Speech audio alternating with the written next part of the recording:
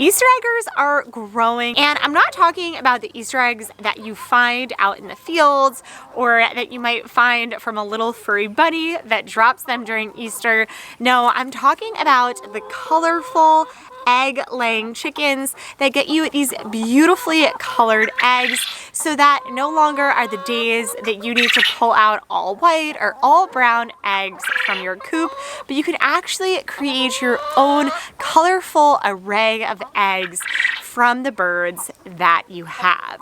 Now, funny enough, Easter eggers are not actually a breed of birds, but they are actually a type of bird. So they're not just going to be one single bird, but they're actually more of a mutt when you think about this type of chicken.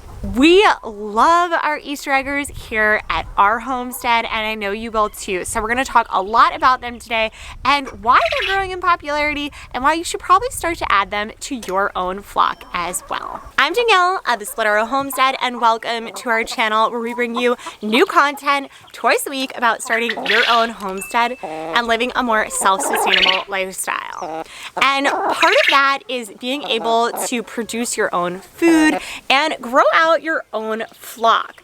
And we love the chickens at our flock. They're amazing. We have so many different types of breeds, and I'll link down below because I've talked a little bit about some of them before, but I really want to dive into Easter eggers. And funny enough, they actually have been a popular bird for a really long time. This isn't anything new, but as you start to build out your flock, I could definitely see wanting to add a lot of those beautifully colored eggs to them. Let's talk a little bit about the history of the Easter egger. Now, this is not a new fad, a new bird. This bird has actually been around for quite some time, and the Easter egger is usually going to originate from an Americana or American type bird that's mixed with another breed, and that's why we're going to get maybe that olive green color or a blue color, and it's because the Americana is going to have that blue egg, and then when mixed with other birds, it's going to give you offsets and different shades of birds.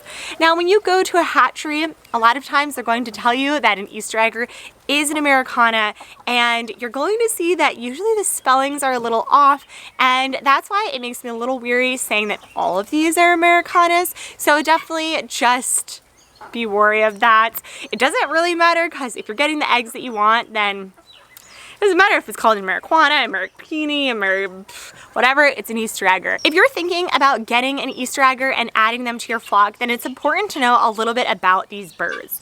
They're going to range in size from around 4 to 5 pounds, so they are a smaller bird, and their primary purpose is going to be for egg laying. But you can also use these as a dual purpose chicken as well, because they are 4 to 5 pounds. It is something that you could use for their meat. Additionally, you're going to notice when they do start to lay eggs that they are going to lay around 4 times per week, and usually the eggs will get a little bit bigger as they get older. So you can see here, even just a couple of weeks, they started off with laying smaller eggs. Now they're getting a little bit bigger, and then with time they'll continue to get bigger and bigger.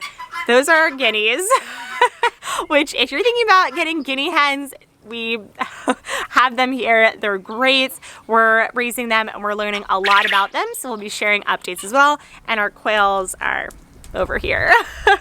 But back to our Easter egger. So they're going to lay around 4 eggs per week, which is a really great amount of eggs. Those eggs are really not going to be any different in nutritional value. They're the same nutritional value as your brown or white eggs. The variety of nutrition that you're going to get is really going to be from the type of feed that you use, if you're free ranging your birds, if you're letting them out in the sun, and just their actual health conditions. So it really isn't going to change anything that you're getting from the egg. And Easter eggers are usually going to be pretty healthy birds. There is no specific health issues that Easter eggers have.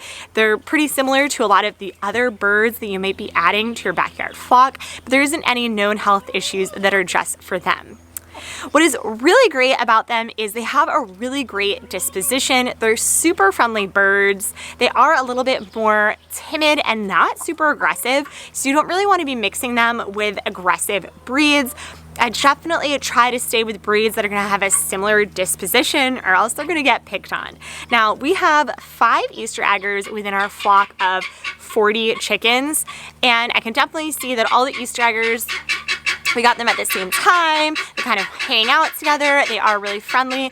They'll come up if approached, grab feed out of your hand. They're really great with kids. They're really gentle and nice birds, and they're great for both keeping them inside of a coop or locked down, or also free ranging, and we let our chickens free range all of them here. So they're really easy to train to come in at night and go out during the day and grab up some of those extra goodies that they find while free ranging. The last thing that I want to go over is these birds are growing in population, but are they good for you? Should you add them to your flock? Now, if you're looking for a very calm, non-aggressive bird that's going to lay around 4 times per week, they're great with kids, and they're both good with free ranging or being confined, then this is going to be a great bird for you. They are very friendly and great birds to add to any flock, I believe, and would be a great addition to yours, as well as they provide some really fun colors for your egg cartons and your daily egg collections. We really love them here at our homestead, and you should really get your own, test them out, and I'd love to hear your thoughts as well. That's it. Have a good one.